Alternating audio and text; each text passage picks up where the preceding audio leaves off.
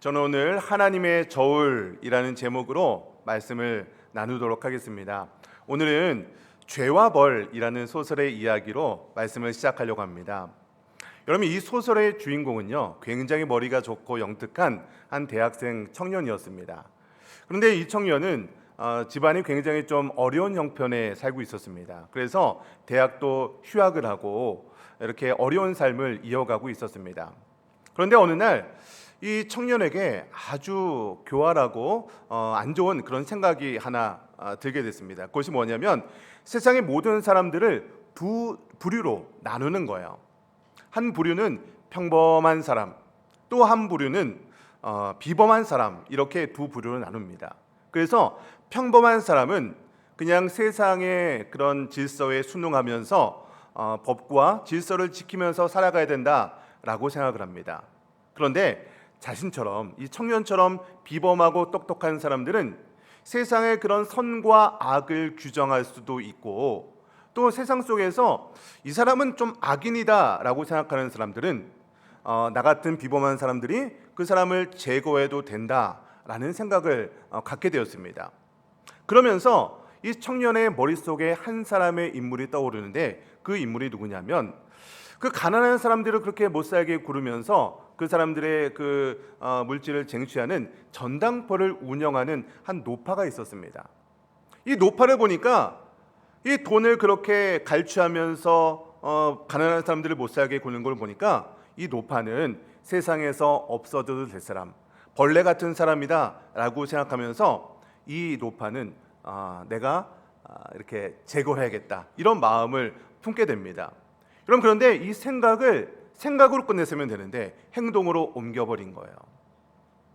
여러분, 결국 이 청년은요, 자신이 하나님이 된 것처럼 한 사람의 생명을 저울질에 다는 그런 행동을 했다는 겁니다.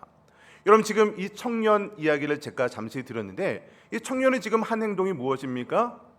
자기 손에 한 저울을 올려놓고 어떤 한 생명의 무게를 저울질하면서 이 사람은 살아도 된다, 이 사람은 착한 사람이다, 선한 사람이다, 악한 사람이다, 이것을 자신이 저울질하고 있었다는 거예요. 여러분, 그런데 이 청년이 살인을 저지르고 나서 어떻게 되냐면 그 순간부터 이 청년의 인생이 무너지기 시작합니다. 잠도 잘 이루지 못하고요, 열병이 생기고 사람들을 보는 것이 두려워서 사람들을 피해 다니는 것이 바로 이 청년의 인생이 되었다는 거예요. 분명히 이 청년의 생각으로는 나는 분명히 옳은 결정을 했고 옳은 저울질을 했는데 왜 나의 인생이 이렇게 됐는지 이해를 하지 못하는 거예요. 이 청년의 인생이 완전히 무너져 버린 겁니다. 여러분, 그런데 이 청년의 인생을 다시 새롭게 한 사람이 있었습니다. 그 사람이 누구냐면 이 소설에 보면요, 소냐라는 이름의 여인이 등장합니다. 그런데 이 소냐가 어떤 일을 하는 사람이었냐면 그 가족 중에 병든 사람이 있었는데 이 가족을 병을 책임지기 위해서 스스로 몸을 파는 여인이었어요. 그러니까 당시에 몸을 파는 여인의 수준이 어느 정도 평가가 되겠습니까? 당시의 사람들의 저울로 보면요, 이 여인은요 그냥 완전히 낮은 사람, 사람들의 손가락질 당하는 사람으로 취급받았던 여인이 바로 이 소냐라는 여인이었다는 거예요. 그런데 이렇게 사람들에게 손가락질 받았던 소냐가 결국 이 청년을 구해주는, 이 청년을 다시 한번 회복시켜주는 귀한 도구로 사용되었다는 겁니다. 여러분, 청년이 들고 있었던 것은요, 교만한 저울이었죠. 내가 이 모든 것들을 저울질할 수 있다라고 생각했다는 거예요. 그런데 이 모습을 보면서 청년의 저울이 틀렸다는 것을 깨닫게 됩니다. 세상이 가장 천하다고 생각했던 이 소냐라는 여인을 통해서 이 청년의 모습이 한 생명으로 다시 태어나는 것을 보게 되었다는 거예요. 여러분, 우리의 신앙생활도 마찬가지입니다. 여러분, 우리는요 이 청년처럼 누군가를 죽이거나 누군가를 해코지하지는 않습니다. 그런데 사실 우리 마음속에도 보이지 않는 저울이 하나씩 달려 있을 수 있다는 겁니다. 저 사람은 괜찮은 사람이야, 저 사람은 좀 아닌 것 같아, 저 사람은 옳은 사람이고 저 사람은 틀린 사람이야 라고 하면서 우리 나름대로의 저울을 들려놓고 사람들을 저울질하고 있다는 겁니다. 저는 오늘 본문을 통해서 이렇게 본문이 우리에게 묻고 있다고 생각합니다. 과연 내가 들고 있는 이 저울은 옳은 것인가? 하나님은 과연 이 저울이 옳다라고 얘기하고 있는가? 저는요, 오늘 말씀을 통해서 혹시 여러분에게 주어져 있는 이 저울이 있다면 그 모든 저울을 내려놓으시고 하나님의 저울 앞에 돌아서는 저와 여러분 되시기를 주님의 이름으로 간절히 축원드립니다. 여러분, 오늘 본문 말씀은요, 고린도 교회에 편지한, 바울이 편지한 그 내용입니다. 근데 고린도 교회를 보니까요, 굉장히 은사가 많은 교회가 고린도 교회였습니다. 그러다 보니까 그 받은 은사를 가지고 교회가 하나가 되어서 정말로 하나님께서 기뻐하시는 그런 교회가 되었으면 참 좋은데, 그 많은 은사를 가지고 서로를 저울질하고 서로를 평가하고 누가 높은 애, 누가 낮은 애, 이것을 이 교회 안에서 평가하고 있었던 곳이 바로 고린도 교회였다는 거예요. 방언을 하는 사람은 높은 사람이고 방언을 하지 못하는 사람은 낮은 사람이다. 누군가를 가르치는 사람은 높은 사람이고 뒤에서 안 보이는 곳에서 섬기는 사람은 낮은 사람이다 라고 평가했던 교회가 바로 고린도 교회였다는 거예요. 사도 바울은요, 이런 고린도 교회를 향해서 오늘 편지를 쓰고 있는 거죠. 여러분, 첫 번째는요, 우리 손에는 사람을 다는 저울이 하나씩 들려 있다는 겁니다. 그럼 21절 말씀 같이 한번 읽어보도록 하겠습니다. 시작. 눈이 손더러 내가 너를 쓸데없다 하거나 또한 머리가 발더러 내가 너를 쓸데없다 하지 못하리라. 여러분, 지금 내가 너를 쓸데없다, 이 말이 얼마나 무서운 말인지 아십니까? 한 지체가 다른 지체한테 너는 필요 없는 사람이야 라고 얘기하는 거예요. 눈이 손을 바라보면서 너 쓸데없는 사람이야, 쓸데없는 존재야. 머리가요, 발을 보면서 너 필요 없어. 지금 이렇게 얘기하고 있다는 겁니다. 여러분, 이런 평가들이 바로 우리가 교회 안에서 저울질하고 있는 모습이라는 거예요. 내 기준에 필요한 사람이면 옳은 사람, 내 기준에 합당하지 않은 사람은 틀린 사람이라고 저울질하고 있다는 겁니다. 여러분, 그런데요, 저와 여러분의 마음속에도 이러한 저울들이 혹시 있지는 않으십니까? 여러분, 우리도 알게 모르게 우리 마음속에 저울들이 하나씩 있을 수 있다는 거예요. 우리가 제일 많이 사용하는 저울이 뭔지 아십니까? 바로 과거라는 저울입니다. 내가 저 사람의 과거를 아는데, 내가 저 사람 어렸을 때부터 다 지켜봤는데 저 사람은 어떤 사람이야? 여러분, 사람이 어떤 순간의 실수를 통해서 있었던 과거들이 있을 수 있죠. 근데 그 사람의 과거를 가지고 그 사람을 낙인 찍어버리는 겁니다. 지금 그 사람이 어떻게 변했는지, 지금 그 사람이 하나님께 얼마나 충성을 하고 하나님께 얼마나 기도하고 있는지는 상관하지 않습니다. 그저 과거에 내가 바라봤던 그 안 좋은 순간을 기억하고 그 사람을 평생 동안 기억하는 거예요. 10년이 지나고 20년이 지나도 평생 내가 달아놓았던 저울 속에 그 사람을 계속해서 달아놓고 있는 그 모습이 우리 가운데도 있을 수 있다는 겁니다. 두 번째 저울은요, 배경이라는 저울이 있을 수 있습니다. 그 사람은 어느 집안 사람인지, 그 사람은 누구와 가까운 사람인지, 그 사람이 나와 얼마나 가까운지, 사람을요, 그 사람 자체로 보는 것이 아니라 그 사람이 어디에 속해 있는지에 따라서 그 사람을 평가하고 있다는 거예요. 그래서 나와 가까운 편에 속한 사람들이 말을 하면 그 사람의 말은 옳은 말이고, 나와 반대에 있고 나와 멀리인 사람이 하는 말이면 그 사람의 말은 틀린 말이다 라고 생각하고 있다는 겁니다. 마지막 세 번째 저울은요, 쓸모라는 저울이 있을 수 있습니다.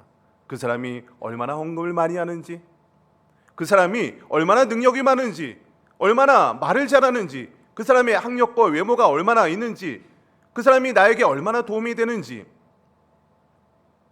여러분, 우리가 사랑이라는 말로 포장을 하고 있지만 마음속으로는 철저히 계산을 하고 있는 모습이 바로 우리 마음속에 있는 저울이 될 수 있다는 겁니다. 여러분, 그런데 우리가 마음속에 품고 있는 이 저울에 얼마나 큰 문제가 있는지 아십니까? 우리 18절 말씀 같이 한번 읽어보겠습니다. 시작. 그러나 이제 하나님이 그 원하시는 대로 지체를 각각 몸에 두셨으니. 여러분, 하나님이 사람을 거기 두셨다는 거예요. 내가 마음에 들지 않는 사람, 내 저울에 충족하지 못한 사람을 누가 주셨다고요? 하나님이 원하는 대로 지체를 몸에 두셨다는 겁니다. 여러분, 그렇다면 내가 어떤 사람을 향해서 너는 쓸데가 없는 사람이야 라고 얘기를 한다면 그 얘기를 결국 누구한테 하는 걸까요? 그 사람한테 하는 걸까요? 아니면 그 사람을 거기에 두신 하나님께 하는 걸까요? 하나님께 하고 있는 거죠. 내가 그 사람을 쓸데없다라고 했는데 그 자리에 두신 분은 하나님이라는 거예요. 근데 하나님이 그 사람을 거기에 두셨는데 너 거기에 쓸데없어. 이렇게 우리가 그 사람을 평가하고 그 사람을 내려놓을 수 있는 그런 자격이 우리에게 있냐는 겁니다. 여러분, 죄와 벌이라는 소설을 제가 말씀드렸잖아요. 그 죄와 벌이라는 소설에서 이 청년이 죽인 사람은 누구였죠? 겉으로 드러나는 것은 노파였습니다. 그런데 노파를 죽이면서 결국 죽인 사람은 자기 자신이었죠. 그 사람을 미워하는 마음을 품고 그 사람을 살해하는 그런 마음을 통해서 결국 내 자신이 죽고 있었던 것을 보게 되는 거예요. 여러분, 우리도 똑같습니다. 우리가 만약에 어떤 사람을 저울질하고 깎아내리면 그 사람을 해치는 것이 아니라 그 사람을 깎아내리고 그 사람을 평가한 나 자신을 해하게 된다는 것을 여러분 아셔야 됩니다. 나는 다른 것을 다 인정해도 난 적어도 저 사람은 인정할 수 없어. 내가 다른 사람은 다 용서해도 내가 저 사람은 절대 용서할 수 없어. 저 사람만 보면 내 마음속에서 막 열불이 올라오는 그런 마음들. 여러분, 이런 마음들을 가슴에 품고 산다면 그것이 가장 무거운 짐을 내가 내 마음속에 품고 살아가고 있다는 거예요. 여러분, 내가 어떤 사람을 미워하는 마음이 있잖아요. 그러면 내가 그 마음을 품고 그 사람에게 어떤 말을 하고 해코지를 하고 또 미워하는 마음을 품고 있으면 그 미워하는 마음이 내가 그 사람을 향해 도를 갖고 있다라고 생각할 수 있습니다.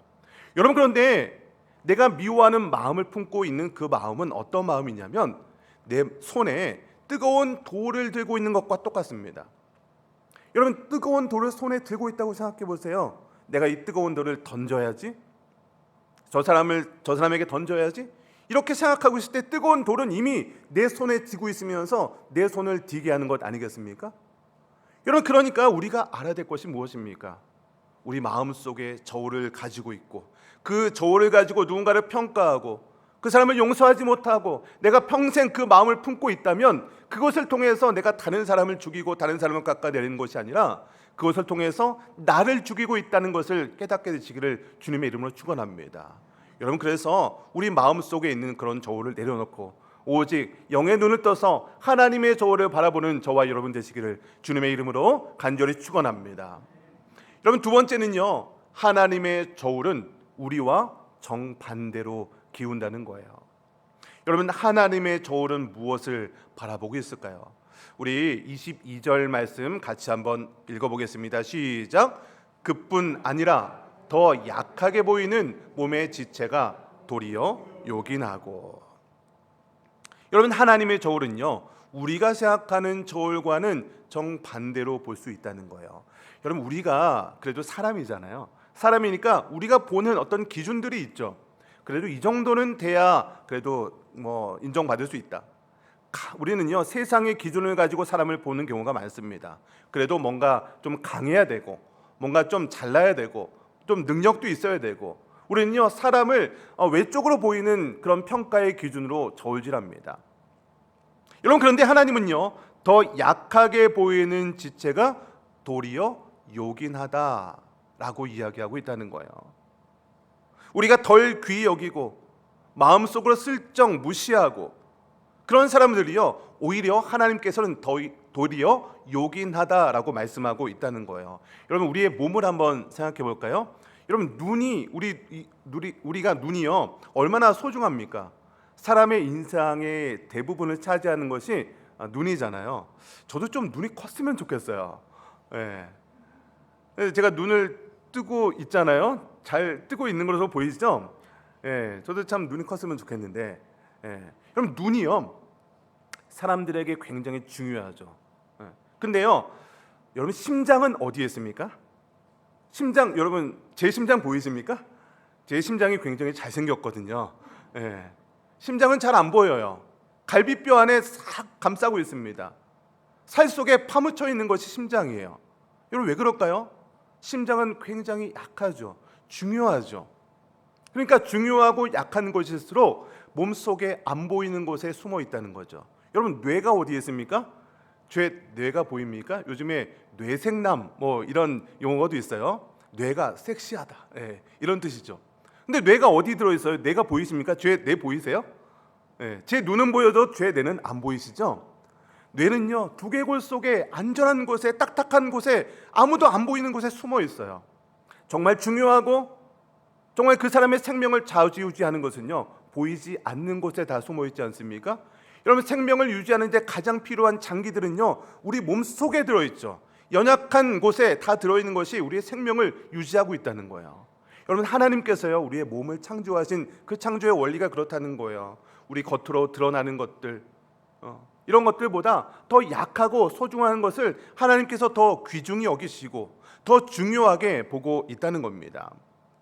여러분, 제 손에 지폐 하나가 들어있는데 100만 원짜리 수표가 들려있다고 마음의 눈을 떠서 한번 보시기 바랍니다. 지폐가 보이십니까? 보이세요? 안 보이세요? 네, 안 보이는 게 맞는데 가정을 해보자는 거예요. 여러분, 이 지폐를 제가 꾸겼다고 생각해 보세요. 이 지폐를 꾸기고 땅에 던졌어요. 그러면 여러분, 이 지폐가 구겨지죠. 땅에 던져지면 먼지도 묻겠죠. 여러분, 그렇다고 해서 이 100만 원짜리 지폐의 가치가 떨어집니까? 이 지폐에 먼지가 묻고 구겨져도 이 100만 원짜리 지폐는요, 100만 원의 가치를 그대로 하는 거죠. 왜 그렇습니까? 지폐의 가치는 지폐의 상태가 결정하는 것이 아니라 이 돈을 만든 나라가 결정하는 거예요. 이 돈은 100만 원이다 라고 나라가 정하면 이 돈은요, 아무리 구겨지고 아무리 먼지가 묻어 있어도 그 돈은요, 100만 원인 거예요. 사람도 마찬가지입니다. 사람이요, 살다 보면요, 구겨질 때가 있어요. 먼지가 묻을 때도 있을 수 있겠죠. 여러분, 그런데 사람의 가치를 정하는 건요, 그 사람의 지금의 상태가 결정하는 것이 아닙니다. 사람의 가치를 결정하는 것은요, 하나님이 그 사람의 가치를 결정합니다. 하나님께서 우리 사람을 창조하셨기 때문에 그 사람의 지금의 상태가 문제가 아니라 과거의 어떤 문제가 그 사람의 가치를 결정하는 것이 아니라 하나님께서 내 자기 형상대로 하나님께서 우리를 창조하셨기 때문에 우리 모든 사람들에게 형태는요, 하나님의 가치가 우리 가운데 담겨 있는 거예요. 여러분, 그런데 24절 말씀 같이 한번, 후반절인데요, 같이 읽어보겠습니다. 시작. 하나님이 몸을 고르게 하여 부족한 지체에게 귀중함을 더하사. 여러분, 누가 몸을 고르게 하셨다고 했죠? 하나님이 몸을 고르게 하셨다고 해요. 여러분, 아까 전에 읽었던 18절에서도요, 하나님이 각 지체에 몸을 두셨다라고 기록해 있습니다. 여러분, 그러니까 두신 분도 하나님이시고 고르게 하신 분도 하나님이시고 귀중함을 더하게 하신 분도 누구라고요? 하나님이라는 거예요. 여러분, 이렇게 두게 하시고 고르게 하시고 귀중함을 더하시는 분이 하나님이라는 거죠. 사람이 그렇게 하신 게 아니라, 사람이 한 것이 아니라 하나님께서 그렇게 하셨다는 거예요. 여러분, 이것이 왜 이렇게 중요하냐면 이것이 바로 하나님께서 우리를 통치하는 방식이기 때문이에요. 사람이 어떤 기준을 가지고 사람을 세우는 것이 아니라 하나님께서 우리를 두게 하시고 우리를 귀히 여기시는 것이 바로 하나님이라는 겁니다. 여러분, 그런데 세상은요, 반대로 얘기하죠. 세상은 높은 사람, 더 잘난 사람, 사람이 세우는 기준을 가지고 사람을 평가합니다. 그런데 교회는 세상이 아니잖아요. 교회에서 사람을 평가하는 것은 누가 하는 거예요? 사람이 합니까? 하나님이 합니까? 하나님이 하시는 거죠. 그런데 만약에 우리 사람이 어떤 사람을 평가하고 저 사람은 부족한 사람이야, 저 사람은 연약한 사람이야, 저 사람은 높은 사람이고 저 사람은 낮은 사람이야 라고 평가한다면 그것은 하나님께서 기뻐하시는 교회가 아니라는 겁니다. 하나님이 귀하다라고 값을 매긴 사람을 우리가 무슨 권리로 그 사람을 낮다라고 평가할 수 있겠습니까? 여러분, 만약에 이 자리에서 정말 어떤 내 의지로 인해서 내가 귀하게 평가받을 수 있는 사람이 얼마나 되겠습니까? 여러분, 그런데 내가 하나님께서 세워진 사람을 낮다라고 평가한다면 그것은 하나님께서 기뻐하시는 그런 저울이 아니라는 겁니다. 여러분, 여러분의 저울을 의지하지 마십시오. 여러분의 시선을 믿지 마십시오. 여러분, 우리가 보는 것은요, 정말 하나님의 평가는 너무나도 다를 수 있다는 거예요. 여러분, 그래서 우리는요, 나 자신의 그런 시선을 모두 내려놓고 하나님의 저울을 의지하는 저와 여러분 되시기를 주님의 이름으로 간절히 축원드립니다. 우리 마지막 세 번째는요, 그 저울을 내려놓을 때 이 땅에 하나님의 통치가 보인다는 거예요. 여러분, 그렇다면 우리가 이 땅에서 어떠한 삶을 살아가야 될까요? 우리 25절 말씀인데요, 같이 한번 읽어보겠습니다. 시작. 몸 가운데서 분쟁이 없고 오직 여러 지체가 서로 같이 돌보게 하셨느니라. 아멘. 하나님께서 약한 자에게 귀중함을 더하신 이유가 바로 여기에 있는데요, 먼저는요, 분쟁이 없게 하시려고, 그리고 같이 돌보게 하기 위해서 하나님께서 이렇게 세워주셨다는 거예요. 여러분, 우리 가운데 분쟁이 왜 일어날까요? 여러분, 왜 이렇게 우리 교회 안에도요, 여러 가지 다툼과 분쟁이 있잖아요. 왜 우리 교회 안에서 이렇게 분열과 다툼과 미움이 생길까요? 그것은요, 우리 가운데, 우리의 모습 가운데서도요, 서로가 서로의 값을 매기기 때문 아닐까요? 저 사람은 옳은 사람이고 저 사람은 틀린 사람이고, 저 사람은 높은 사람이고 저 사람은 낮은 사람이고, 여러분, 우리가 서로를 향해서 그 사람의 값을 매기고 있고, 서로를 향해서 저울질을 하고 있고, 나는 인정하지 못할지라도 저 사람은 인정해야 되고, 여러분, 이렇게 서로가 서로를 값을 매기고 이런 모습이 있다면 교회 안에 분쟁은 결코 사라질 수 없다는 겁니다. 여러분, 그러면 우리는 어떻게 해야 된다고요? 우리 가운데 이 분쟁을 없앨 수 있는 유일한 길이 하나 있습니다. 그 길이 무엇이냐면 내가 손에 들고 있었던 저울을 내려놓는 것밖에 없습니다. 저 사람을 내 손에 있는 저울에 올려놓고 그 사람을 달아보면서 저 사람은 높은 사람이야, 저 사람은 옳은 사람이야, 틀린 사람이야 라는 것이 아니라 오히려 나 자신을 내 저울에 올려놓는 거예요. 여러분, 하나님 앞에 섰을 때 내가 하나님 앞에 떳떳하다, 나는 아무런 문제가 없다, 나는 아무런 잘못이 없다, 나는 하나님께 인정받을 수 있습니다 라고 고백할 수 있는 사람이 이 자리에 얼마나 계십니까? 저를 포함해서요, 하나님의 저울대로 달아본다면 하나님의 기준에 합당한 사람은 한 명도 있지 않을 거예요. 여러분, 그럼에도 불구하고 우리가 이 자리에 앉아서 거룩한 척 예배드릴 수 있는 그 유일한 이유가 무엇일까요? 하나님께서 우리가 연약하고 넘어지고 때로는 죄를 짓고 이런 더러운 죄인임에도 불구하고 하나님께서 우리를 의롭다고 칭해 주셨기 때문입니다. 여러분, 이것이 바로 의롭다고 칭해 주셨다라고 해서 칭의라고 합니다. 신학적인 용어로 칭의. 그러니까 우리가 선하고 의롭기 때문에가 아니라 우리는 여전히 연약하고 넘어지고 더러운 죄인이지만 하나님께서 의롭다고 칭해 주는 거예요. 칭의.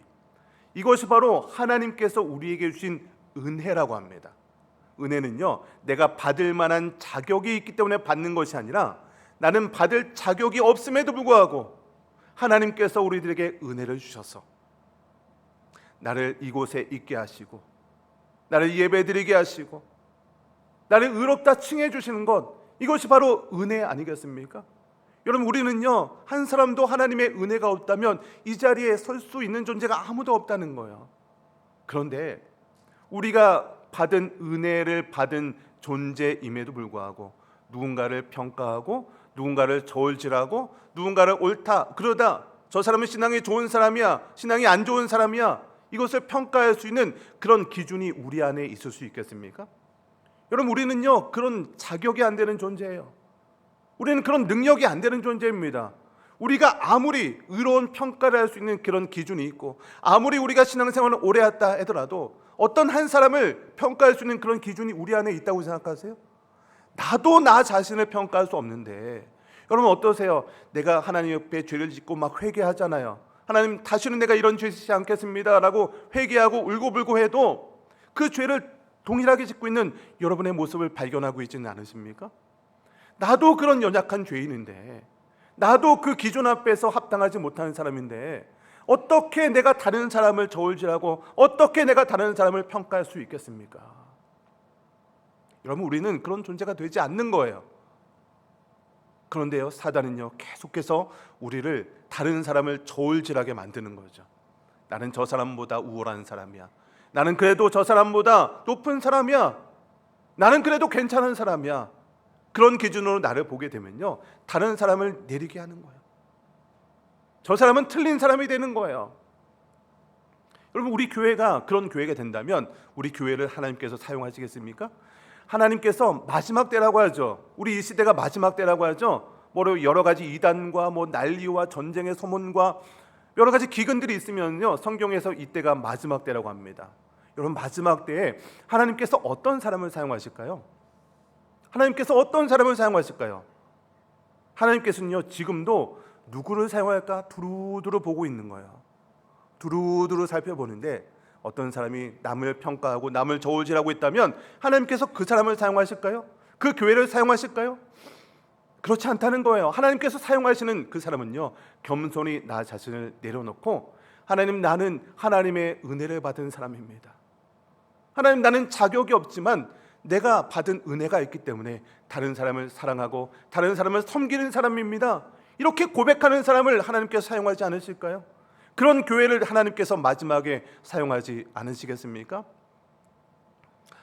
여러분, 26절 같이 한번 읽어보겠습니다. 시작. 만일 한 지체가 고통을 받으면 모든 지체가 함께 고통을 받고, 한 지체가 영광을 얻으면 모든 지체가 함께 즐거워하느니라. 여러분, 만약에 우리 마음 가운데 그 저울을 내려놓았을 때 하나님께서 우리 공동체에게 주시는 그런 결과가 이런 거예요. 한 사람이 고통을 받으면요, 우리 함께 고통을 받을 수 있는 공동체가 되어야 되는 거예요.